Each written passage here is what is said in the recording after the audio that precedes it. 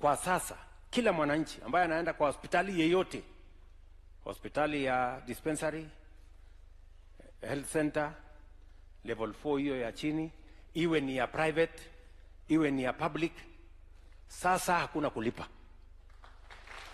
Bora umejiandikisha kwa SHA. Unajiandikisha kwa SHA, unaenda pale,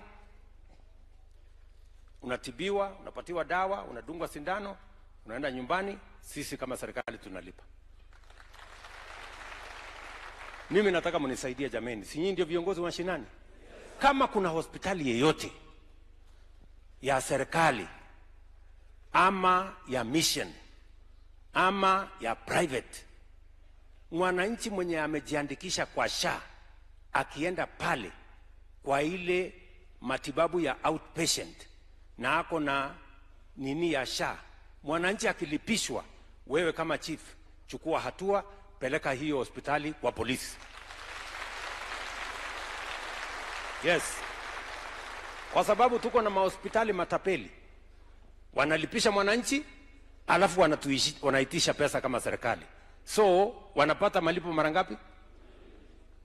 Unaona vile ukora iko hapo katikati? We must stop them. Na nimeambia wananchi, na mimi nitarudia hapa. Mwananchi kama umejiandikisha kwa SHA, ukienda kwa outpatient,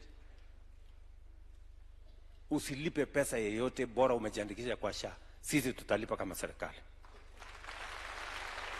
Na sio hospitali ya serikali peke yake, ya mission, ya private, pia tutakulipia.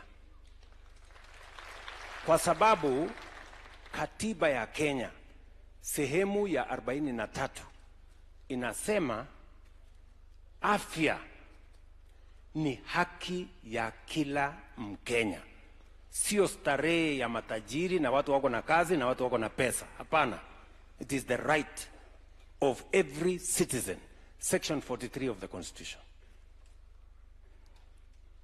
Ni mnanielewa? Na unajua we had to,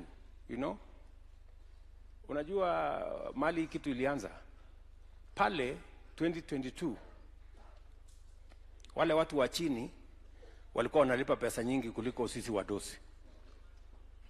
Mama mboga na ule mtu ya bodaboda hapo na wale wa chini walikuwa wanalipisha shilingi 500.